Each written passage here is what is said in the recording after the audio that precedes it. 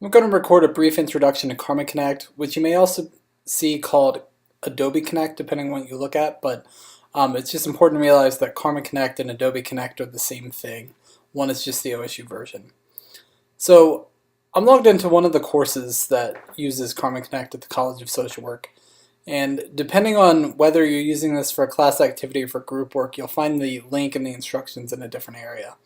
So there's a general link in this course in week 1, which is just to get your account set up. So if you see that, that is because you can't be added to a group on CarmenConnect until after you've logged in once.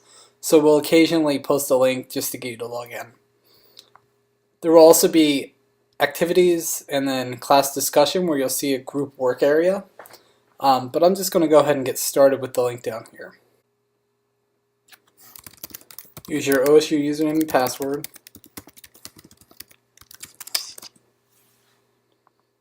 You'll be taken to the meeting room after it authenticates you and signs you in.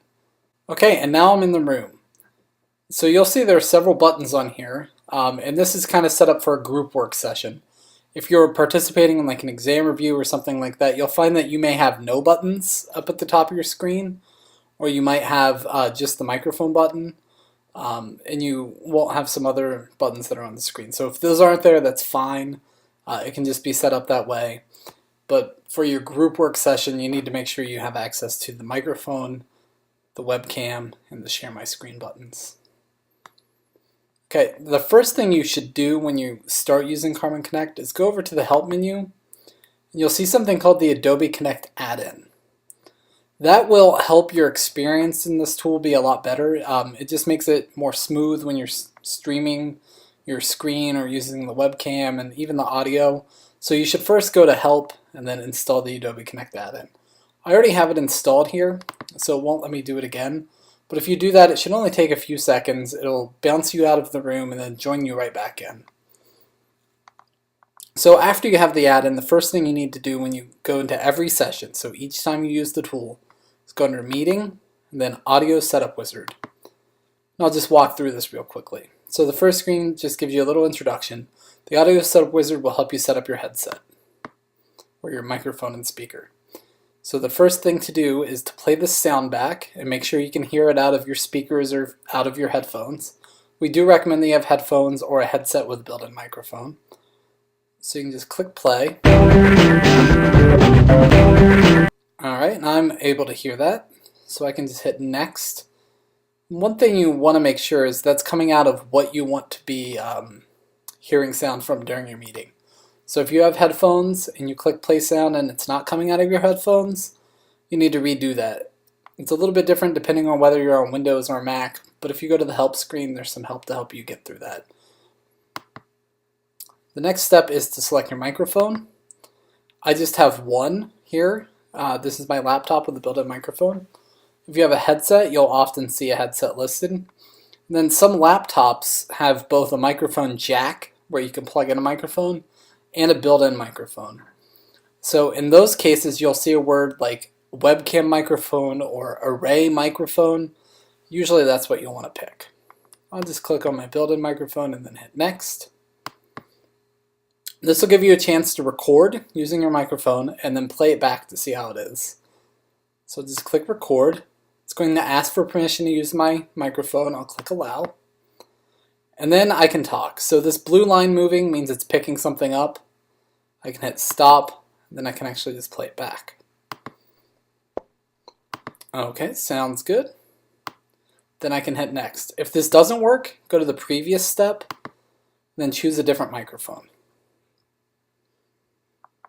On the last step, this is a silence test. So what CarmenConnect does is that if you have a fan or a loud, noisy air duct or something like that going on, or your heat, furnace, air conditioning, whatever, you can run the silence detection, and that way it will automatically cut off your microphone if that's all it hears. So if you don't do this and you have a if you have a loud fan and do not do this, the other people in your meeting might get the fan sound coming through, even when you're not talking. If you do this, they'll still hear the fan when you're talking, but it won't transmit sound if it's below that threshold, so only when you're talking. then hit next, and then I can click finish. And that'll take me back to the room. So if there were other people in here that wanted to hear what I say, I can interact with the chat down in the lower corner just by typing. I can turn on my webcam. I click the webcam button and then start sharing. So now other people will be able to see. I'm kind of backlit, so I'll just stop that. And then I can also talk. So in order to talk, I need to turn on my microphone. You do that by going up to the screen and clicking the Connect My Audio button. You do it once and it should turn green. Depending on your configuration, it may give you that allow deny setup box that we received in the audio setup wizard. But you'll see when it shows these lines, that means it's picking up sound. So if I'm quiet for a few seconds, the lines go away. If I have a noisy fan and I didn't do the silence detection and I was quiet, you'd probably still see some of these lines there. So that's why that's important. If I want to mute my microphone, which we recommend you do when somebody else is talking or if you have to walk away from your computer, you just click once, it'll slash it out, and it'll show everybody else in the meeting that your microphone is muted too. And then to get it back, I can just click again, and it'll start doing that again. So down here's the share my screen area. If I bring down this drop down, I can share what's on my screen, I can share a document, and I can share a whiteboard. Depending on what you're doing, you'll probably use either the document or share my screen the most. So share my screen will let you display anything that's on your computer. And I'm currently recording, so I don't think it'll let me do that. And then share document would let you do a PowerPoint. If you're using CarmenConnect to record a group presentation, you'll finish your PowerPoint and then share document, and then everybody will be able to see it. So I will just try to find one on my computer. PowerPoint is loaded, and I ended up swapping out the long one I had because it was going to take a while just for a short 2-slide presentation. This can be as long as you want. I just would caution you that if you're going to upload 50 or 60 slides to allocate 5 or 10 minutes to let that happen. But a short presentation, 10 slides or so, should take under a minute. So this is my presentation. You can see on the bottom left that I can just use left and right arrows. And if there are multiple people in this room that all have the host or the presenter privilege, they'd be able to share this as well. So if you were doing a group presentation and you had gotten all of your slides together, you could alternate between speakers as long as everyone is either a host or a presenter, and they can each control the presentation. If you need to record this for a course, if it's a project or something you need to turn in, you just need to go up to Meeting, then Record Meeting. Then you can give this a name, so I would call this Final Project. Click OK. And you'll see the little recording light up in the top. And this way, everything that's in here that's shared will be recorded. So I'll turn my microphone on. So now we'll be recording my microphone.